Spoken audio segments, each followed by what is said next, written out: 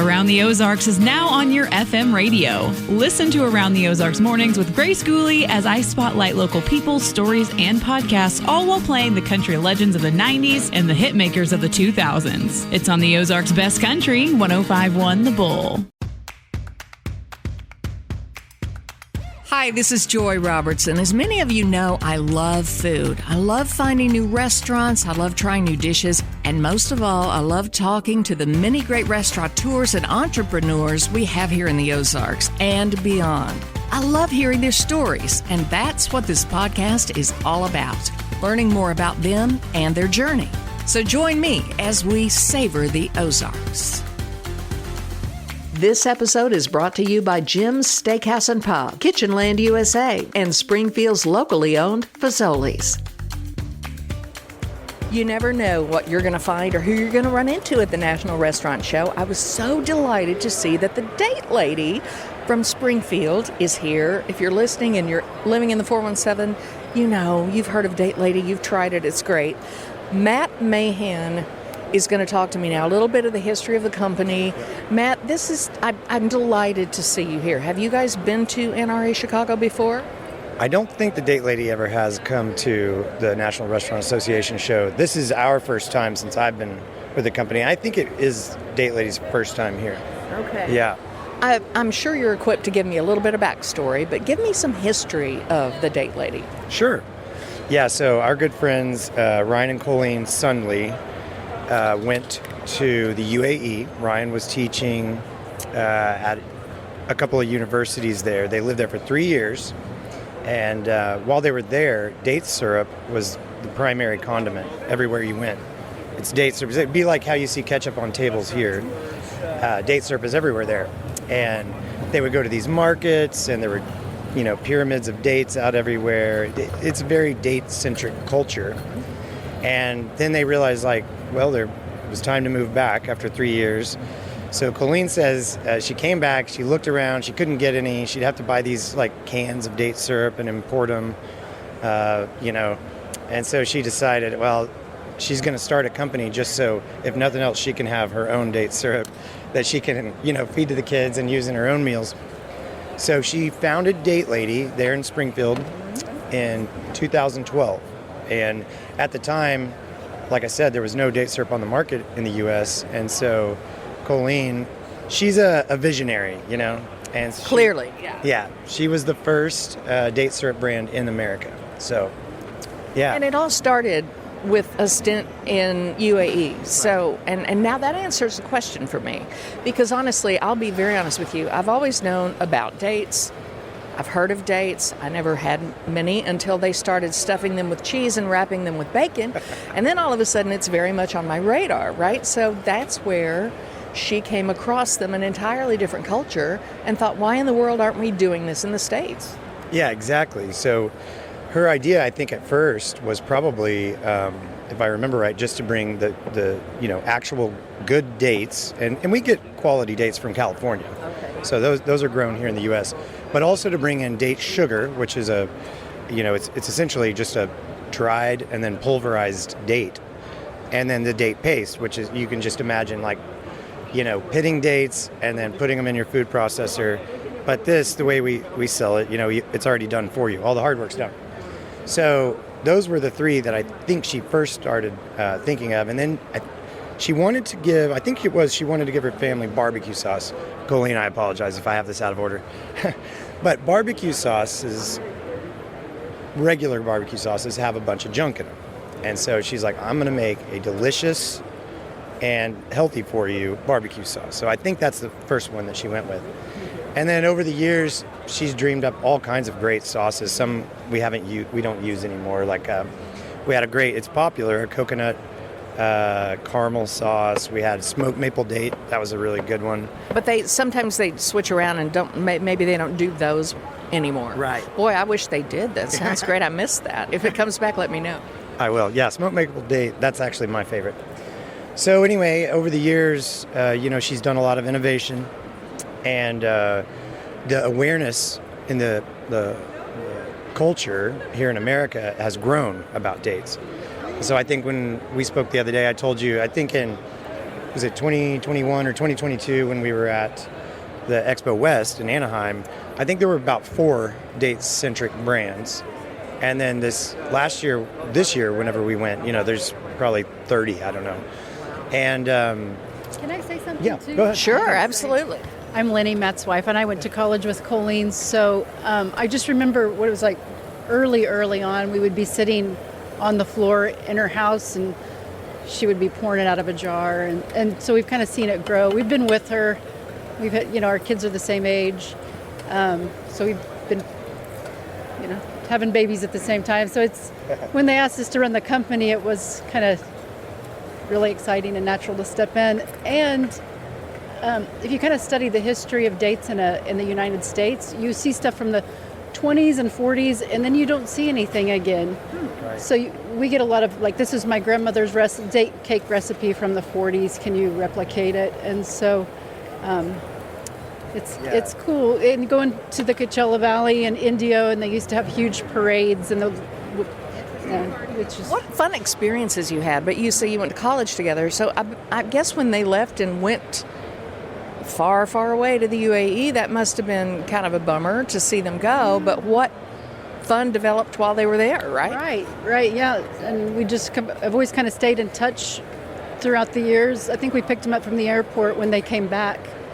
Henry was a baby, and we lived in San Antonio. They would stop by in their date lady trailer, shrink wrapped, and and I never ever dreamed of working for her. I'm just kind of the crazy friend she's always kept in touch with. Well, it's good to have crazy friends because now they're coming to a crazy show and running the crazy booth. And listen, if anybody walks up to this booth, because we're right in the middle of the floor, please, by all means, tend to your customers. Now, are you here as part of Taste of the States? We are, yeah. The state of Missouri, helped give us some funding to come. And actually, this is really neat. If you walk this aisle, you'll actually, some of the people working it are not even the brands themselves. They're actually like their Department of Agriculture or something from that state. It's pretty neat. So I know that a lot of the states help support small companies to come to big events like this and get their name out there. Right, and I know I have been coming to the show for a lot of years, and one of my favorite parts of it is Taste of the States. And I love the banners. Oddly, I don't see Missouri's name on a banner, unless I just haven't walked around enough. But I'm seeing Michigan and Arkansas, South Carolina, Georgia, Hawaii, Colorado, Minnesota, and it's so much fun to walk around and talk to some of the developers, the inventors, the purveyors, and yes, the Department of Agriculture folks who want to show off what these states offer. But you guys have lots of awards here. You've been to Fancy Food, you've been awarded over the years, and it's gone from the date syrup to, now you do a chocolate date syrup. Yeah, and that's been a big revelation too. So Colleen wanted to do this chocolate syrup for a while. She works, sometimes years on a new flavor, a sauce. We have some up and coming stuff that she's worked on for a long time. She perfects it. Once it's perfected, then we try it out. And this chocolate syrup we launched just last year. And it's another place where if you go to the grocery store and just buy a chocolate syrup, it tends to have junk in it, But this is a really clean one, and it's delicious. Colleen's philosophy is it's got to be delicious first, and then we'll make it, beneficial health-wise. But it has to be delicious up front. Right. And this chocolate syrup has taken off like crazy. It's blown up with grandma's type. I worked the info email, and they're like, I can feed my grandkids chocolate milk again, or drizzled chocolate syrup on the ice cream. So, and it's a product they can feel better about than something. Right. The kids chocolate milk and recovery drink, and I like it. It's exciting. What are you hearing from people who are approaching you for the first time? Yeah, a lot of people want to see alternative sweetened products in their restaurants. I don't know what I was expecting. I guess I'm used to Expo West, but this crowd is very much made up of actual chefs, actual restaurateurs, formulators, and so a lot of people are interested in giving their customers something healthy, but that again is also delicious, right? And then we do hear from manufacturers too. So I can just tell you that date syrup and date sugar are not going away. This is there's a lot of people wanting to offer their customers something healthy, but again, that's taste forward, So What's some of the most unusual applications that you've seen for, like, what's your favorite application for it? Do you drizzle it on ice cream? Do you drizzle it over like a nice pork loin? What have you seen it used that we might not have thought of? Yeah, that's a great question. Actually, so I heard from someone the other day that makes their eggs with it in the morning, just the date syrup. I love it on ice cream. I love it on a bagel with cream cheese. My wife bakes with it a lot. So anywhere that you use sugar, you can do it 1 for 1. So just don't use sugar and use the date syrup. It's that easy. Okay, 1 for 1, because I think that's where people get worried. Yeah. Because they're like, I don't know how to do the math here, Right. Yeah, so the date syrup has pretty low entry level awareness needed to start using it. Anywhere you use sugar, maple syrup, or honey, you can use the date syrup. The date sugar does have a learning curve, and it's a little more complicated. I think you have to reduce your other dry ingredients by 25% when you're baking with it, or else whatever you're baking will be very dry. So where you can use it 1 for 1 as a sugar replacement, but then everything else has to come down, if that makes sense. Okay. I suppose you could go the other way, maybe, and reduce the date sugar by X amount. Don't have me do math. I'm not a baker. I'm not a baker. Nor am I a baker. I'm like a spreadsheet guy. That's what I do. I'm not that either. Where is this produced? Is this all made in Springfield? Yeah, so we do import the syrup and the sugar and the paste, but then all of our batch products, the chocolate syrup, hot date, which we don't have here, but the barbecue sauce, sweet chili sauce, the mint chocolate, the chocolate spread, all of that is made right there on Commercial Street in Springfield. Where on Commercial Street? 900 West Commercial Street. So if you know where Price Cutter is, it's just a few blocks to the west. So it's between Missouri and the street that I can't remember the name of. Okay, so it's further west than a lot of the stuff on Commercial Street you would see, like Van Gogh's and all the different Lindberghs and what have you. Yeah. You go all the way west past. See, I didn't even realize that's where you were. Yeah. So you go all the way past that Price Cutter. Yeah. Very good. Yes. I didn't realize that. It's neat. It's in an old, the building was built in 1946 for Rules Ice Cream. And it says 1946 Rules on there. It's a fascinating building. As we've had to expand, we had to take down some walls and stuff like that. And in those walls from 1946, they're lined with 8 inches of cork. And even the floor is lined with 8 inches of cork because they use that cork for an insulation. It's wild. It's really neat to see. Yeah. So you have blocks of cork that are 4 inches thick, and the 2 sets of blocks are put together with these, like glorified toothpicks is what's holding them together. It's amazing. How interesting. Yeah. I want to come see it now. Any plans to expand new products, anything like that? Absolutely, yeah. So we just bought a second facility on West Calhoun last fall. We got, engineering designs and the permits finally finished in January. We've had the plumbers in there. City Utilities had to change the gas main, the water main, bring 3-phase power into the building, but we are going to move our sauce production over to there because the Commercial Street facility is going to become a baking facility. So we're going to bring in a baking line and a bagging line. So we'll be bagging chocolate chips and we'll be producing a delicious first, but good for you protein bar out of the commercial facility. Yeah. Really? You don't have any samples of that here, do you? No, unfortunately, I don't have samples. My wife has been baking the prototypes, and there's so many things that go into this kind of thing. You have to get film for a flow wrap machine that's going to wrap the bar as each bar comes off. You got to get a press to make sure that the consistency of every bar is the same. Got to get a cutter tool to cut it after it's been pressed, etc. So there's a lot of boxes you have to check to make something like this happen, and we've been working on it, procuring the equipment, getting the bags for the chocolate chips and the flow wrap for the bar, getting it all correct, so that we can launch. And then at the same time, we don't have room to put a baking line in there while we're running our sauces in there. So we got to wait until the Calhoun facility is available and ready so we can swap places, basically. See, that's what is so much fun about this podcast. I get to sit and talk to somebody like you at a place like this and get that backstory and make people at home appreciate someone who took an idea, a small idea, or what was a big idea, and make it a very big product that's winning accolades all over the place and employing people and putting us on the map, in Springfield. That's just fantastic. Yeah, thanks for saying that. Colleen, I every time I go to a show, there's at least one date brand owner that comes by and makes me promise to pass, their thanks on to Colleen, because she was the pioneer. That's what they'll come. Without her, we wouldn't all be able to be here.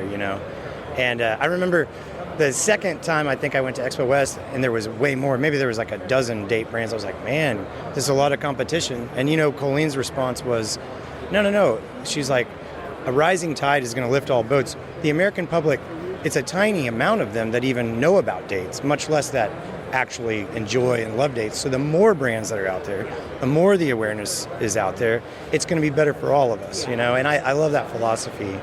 And you said employing people. Now that's my favorite thing. I think when I started December of 21, I think we had maybe a dozen people. I think it was about a dozen. And we've effectively tripled that by now. So that's really fun. You get to provide a good living wage for families, and it's funny I said families. We have a bunch of families that work for us where maybe we have 4 siblings working there.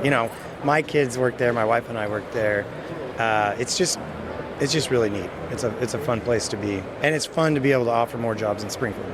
Oh, I love that. It's fantastic. Now, just to be clear, you said she does import the syrup? Yes. The U.S. market does not even grow enough dates. How much time do you have? Let me tell you about some date history. I've got all day. I've got all stinking day. Okay. All right. The U.S. harvest of dates represents, depending on the year, but between 1 and 2% of the global harvest. To make date syrup, a date farmer is not going to sell you a grade A, like a retail grade date, because they can get more money for that by selling it direct to a customer in a retail package. So the way that dates are, by the way, everything is done by hand, pollinated by hand. A human being has to do it. They're pollinated. A human being? How did they get here to start with? Yeah, exactly. I think wind, because there's no insect that pollinates them. The good Lord saw to it that some dates got grown, but they have to literally climb up into the date palm with a ladder.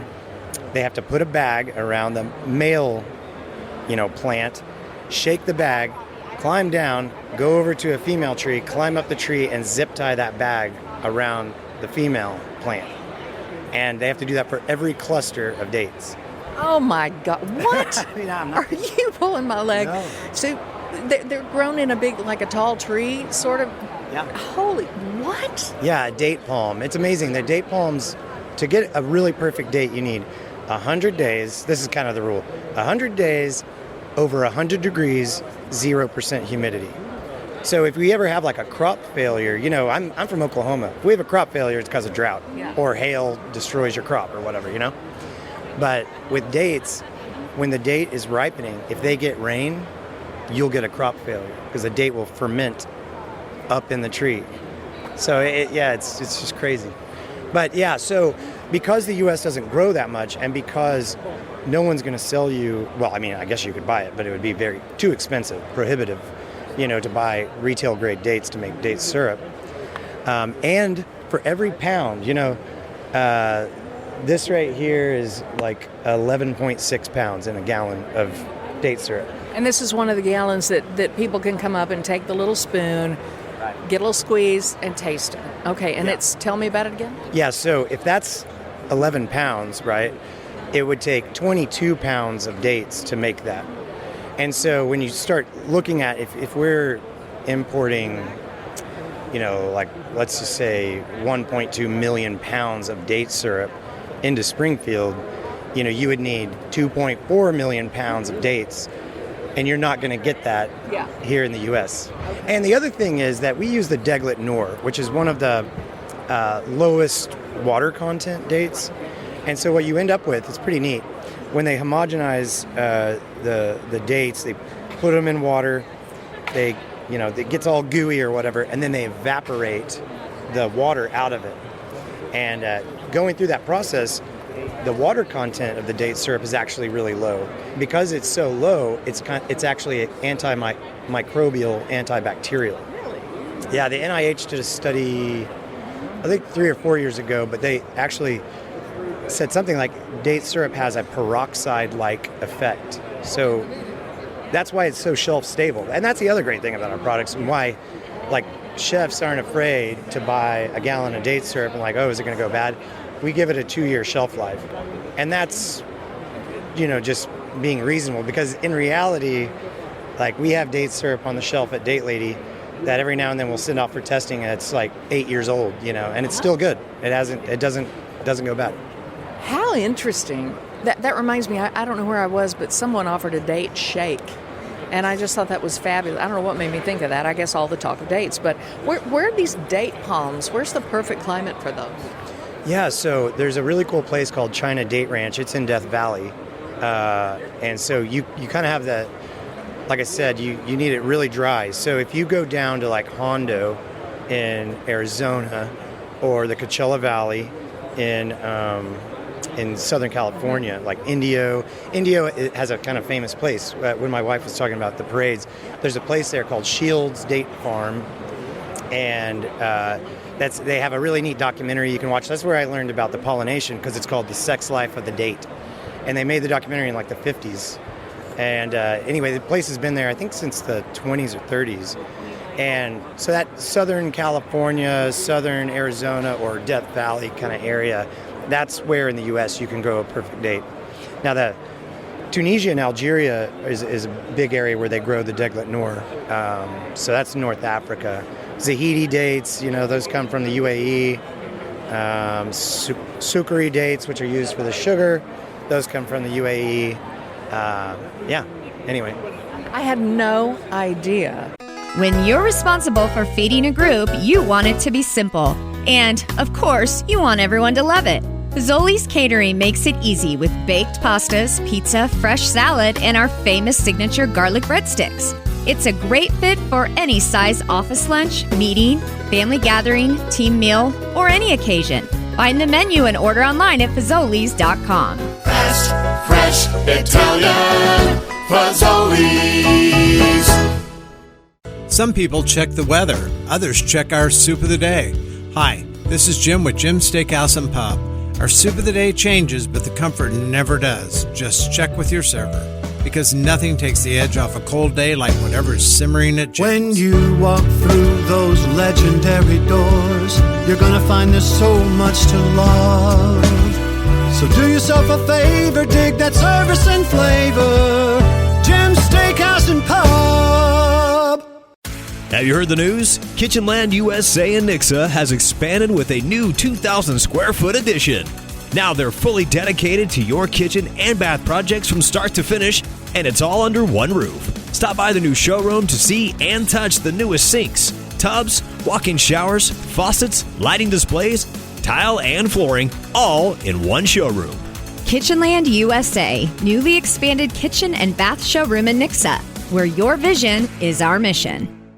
And you mentioned the dates, and the some are drier than others. Like when I decided to make a bacon wrap date, I remember going and getting dates, and they're in a box. Well, you pull them out of there and they're a sticky mess, and they're delicious, but it's this is hard to deal with. And then you go to some stores and you see them in the plastic tub, and they're drier, and they're easier to stuff and wrap, and they look nicer. So I get what you're saying. They're not going to want to part with these over here because they look great for something that you want to make a presentation out of. Yeah. But the ones over here may not look as good, but boy, do they taste great, and they'll make a dandy syrup or a sauce. Yeah, that's exactly right. And it actually saved, I don't know how best to put this. So when the harvest is going on, let's just say Tunisia, harvest is going on, they're harvesting it by hand. When they bring them all down, they start sorting them, and they sort them in A, B. So A is going to be your retail. They're going to set those in a pyramid in an open market, right? B is going to be smushed into a brick like you're talking about and going to be all sticky. And then there's C, or some people call it industrial. And they used to just use that for animal feed. If a farmer doesn't have a syrup or a paste manufacturer to sell it to, he's just going to use it for animal feed. And so we're kind of pulling that. I mean, the animals are going to eat anyway. I'm not starving any animals. Right. But I'm saying you're taking a product that the farmer used to make nothing on, and you're turning it into date syrup, and they're able to make more money. The farmer is, because now they have a commercial outlet for those C grade dates. So it's kind of neat. I feel like I've watched a documentary in the 20-some minutes I've stood here and talked to you. This is amazing information, and it's all out of Springfield, so I'm looking at your products. I'm going to turn them back around. Here's a couple of barbecue sauces, organic, gluten-free, GMO-free. Here's a sweet chili sauce, which is fabulous. Yeah, and so all of these are here for the folks at the National Restaurant Show to sample, discuss, talk about what products you have now, how it might apply to their restaurants. You know, I just met a woman on the shuttle on the way here with Notre Dame University, you know, and she's here to look for products and what have you for the campus. Everything from their food service to the stadium, you know. And it's interesting who's at this show. I bet you've met some people that just blow your mind. Absolutely. Yeah, we had some guys come by on the first day on Saturday here, and they were super interested that we had it in food service. I asked what they did, and they buy all the food. They do all the food for Yale University. But what was funny, they're already a customer. When they have these events, they buy through a drop ship program we have with one of our customers, and I recognize his name. I know all the different houses where they have this stuff delivered. You know, it's wild. So it's a neat mix. There's people that were here that they're buying. They do all the food for the restaurants that are owned by like a cruise line that are shoreside, because they have to have food for people when they get off the boat or when they're waiting for the boat. You know.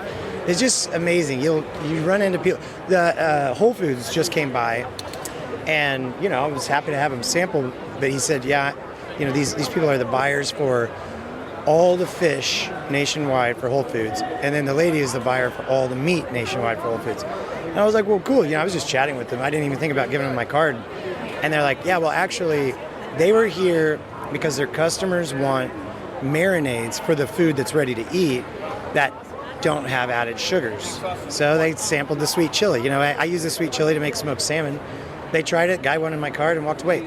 It doesn't mean that all of a sudden they're going to be buying it, but it's just neat to meet the people that are doing this stuff, That's what I love about coming here, and you meet people who may have traveled the Ozarks, or they may know someone that or they may know a chef. You may run into a chef here, a famous chef, or you may run into the chef who's in charge of like Mass General Hospital or something. You know what I mean? I mean, I have met people here that are in healthcare, and they buy and they want healthy foods for hospitals and nursing homes and clinics and that sort of thing. So it's just so much more than people realize, and it's got to be so much fun for you to be here. I hope you guys come back. Oh, yeah. Yeah, I think we'll be back. It is really fun. Here's another example of, like, I never thought that someone in this position would be here, but there's a lady that buys all the food for a school district in Texas.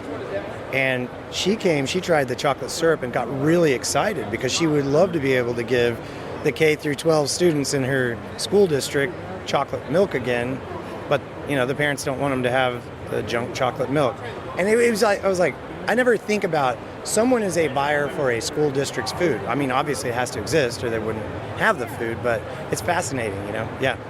It really is, and I can imagine maybe a chocolate dipping sauce that they might give them on their little lunch tray or breakfast tray with like a donut bite or like even to drizzle on their fruit, or, something like that. That's very cool. And I think people do feel better about it when they know they're eating with clean ingredients.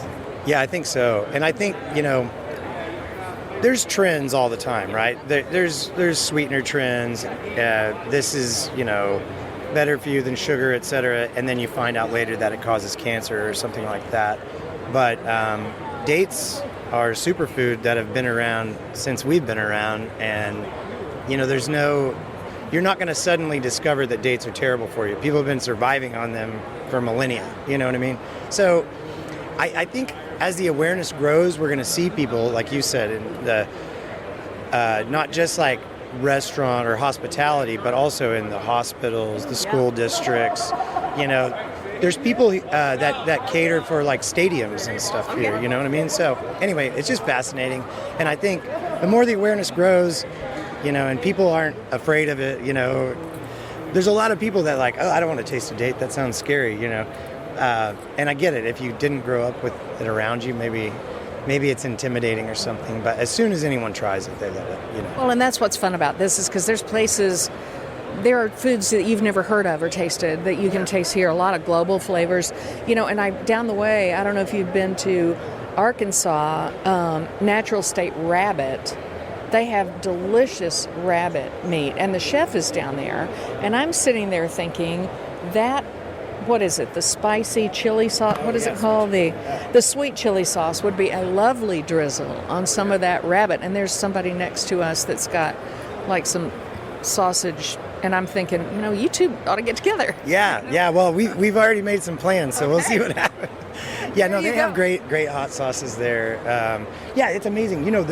Over there, under A Taste of Illinois, there's a guy, he's from Italy, and he was the first person in the U.S. to make and commercialize a traditional Calabrian, preparation. It's made in like a stomach. It's called Nduja, and it's one of the greatest things I've ever tasted in my life. And I had about half a dozen of them yesterday. And what does it look like? What is it? It looks like a red paste.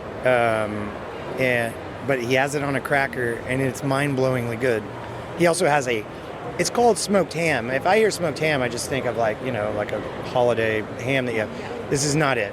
This is like a prosciutto that is like dark. It's been smoked heavily, directly in the smoke.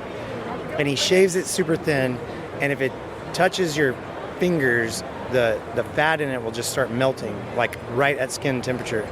It is incredible. There's people here with like the craziest food. I'm amazed.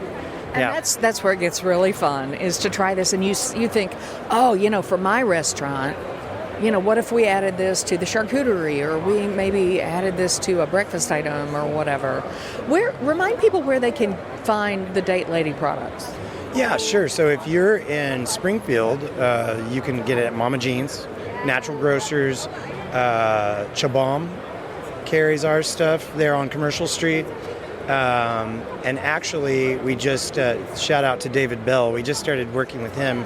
So he's going to have us in all the Pyramid stores. And the 2 Hy-Vees there in town. And then he's going to have us in stores in Lebanon, Forsyth, Hollister, kind of all around in those. Fabulous. And people can order from your website? Absolutely. ilovedatelady.com is our website. And that's a neat story all by itself, too. When I first started, we had this great young lady working for us. She would get the Shopify orders in. Shopify is the host for the website, right? So ilovedatelady.com. She'd get those orders in. She would work until about 10 or 11, and then she would go get on the production line and work. And now we have, I think, 3 full-time and 1 part-time person that's all that they do. They just filling Shopify orders all day long, every day. So it's pretty neat. The website's growth has been fantastic. Thanks to my great managers there, But Hannah Nielsen runs our advertising, and she's done a great job of really boosting that website big time. There's so much that goes into this, and you've got a customer. Don't let that guy get away. Matt Mahan from the Date Lady Inc., thank you so much for spending time with me on Savor the Ozarks, and I'll see you back in the 417. All right, great. Thank you for giving me this opportunity, and I hope you enjoy the National Restaurant Association show. It's a lot to say. I always do, and I hope to see you next year. Yeah, we hope to be back. Be sure to go to AroundTheOzarks.com to sign up for our daily newsletter where you can get every episode of Savor the Ozarks, plus all our other podcasts, events, and contests straight to your inbox. And what are your favorite dishes in the 417? You have any restaurants you'd like me to visit? Email me at joy@AroundTheOzarks.com.